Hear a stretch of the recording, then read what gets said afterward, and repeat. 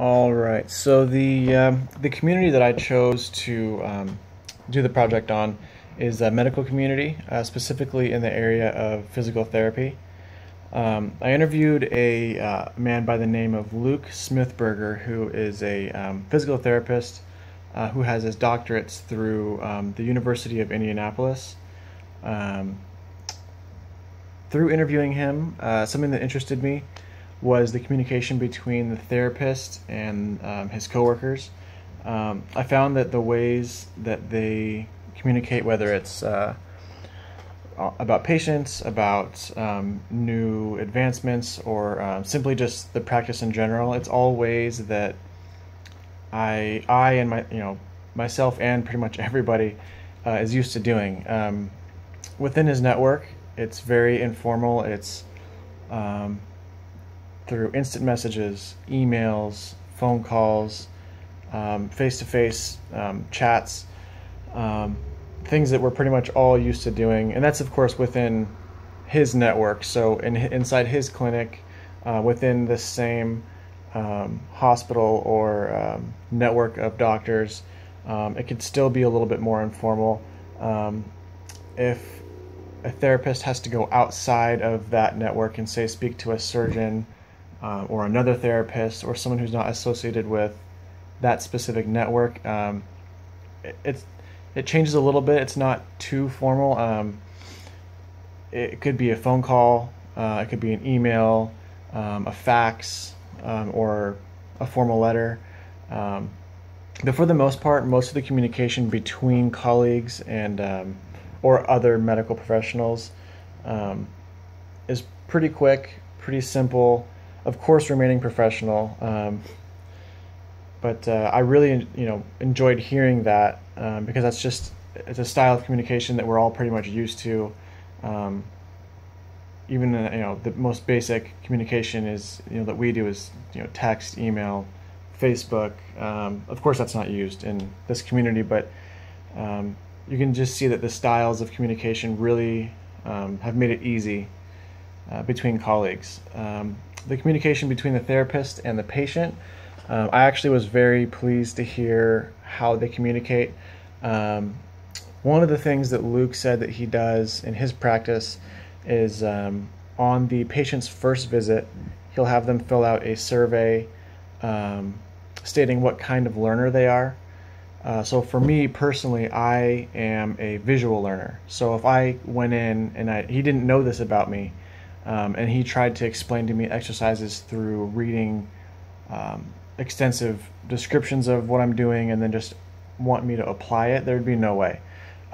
So by knowing what kind of learner I am, he would be able to take a completely different approach. Say, he'd be able to show me via a video or doing it himself or through diagrams. There's a bunch of other ways that he could teach me visually.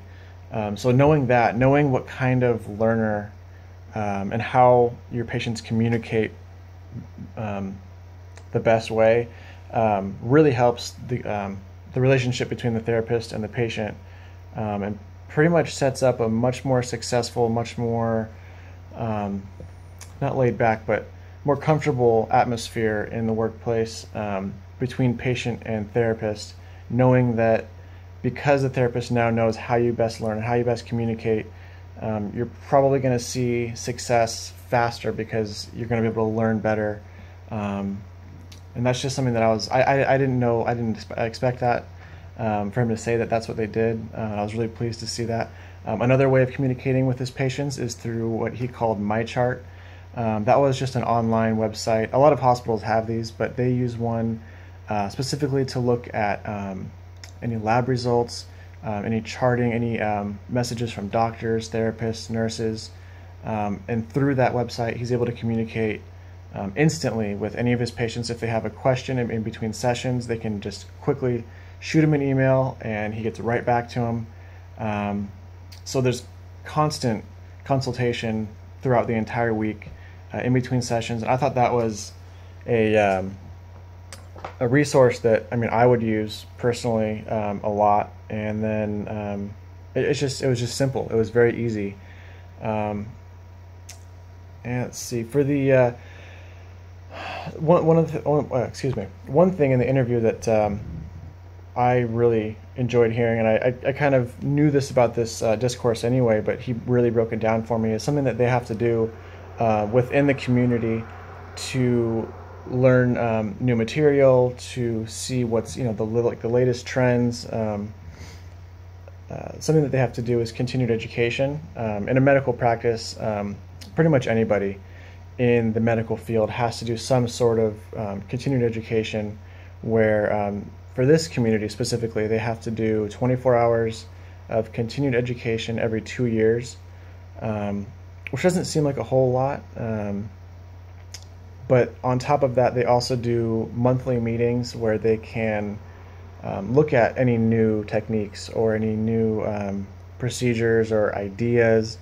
They can break it down in a big group, they can talk about it, and then after they've kind of all come to the same conclusion, they can go to like a big room and really just do like a hands-on like demonstration and practice it and see, how can I implement this into our practice? What makes this work? What might keep it from working in our practice specifically? So for me, that's something that I'm very used to. I've been in EMTs for 6 years, so being on an ambulance, I have to keep up on all my knowledge.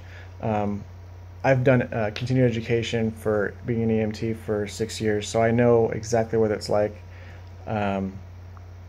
So seeing that that's what they do to really learn new material and to see what's out there and to keep updated, I was really pleased to see that it was pretty much identical to what I'm used to.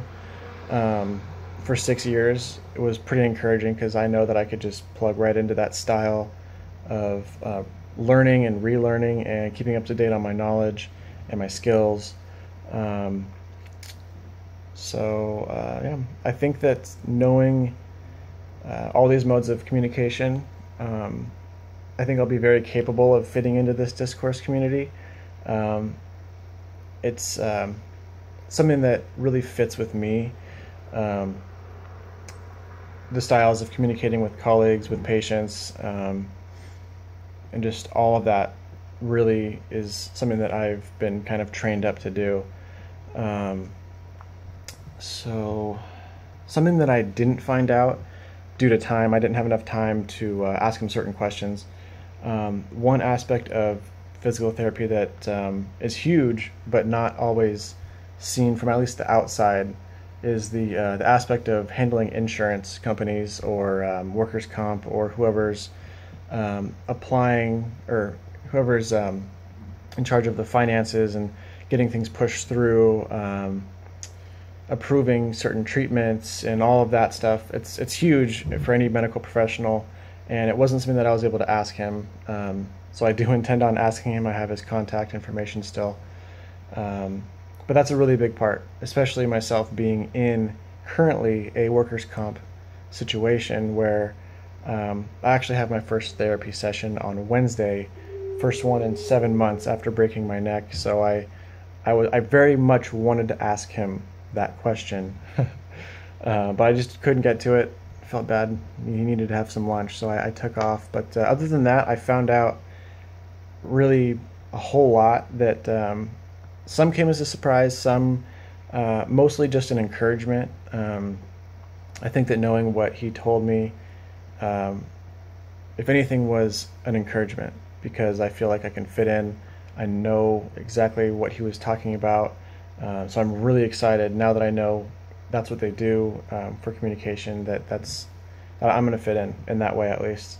Yeah, that's about it.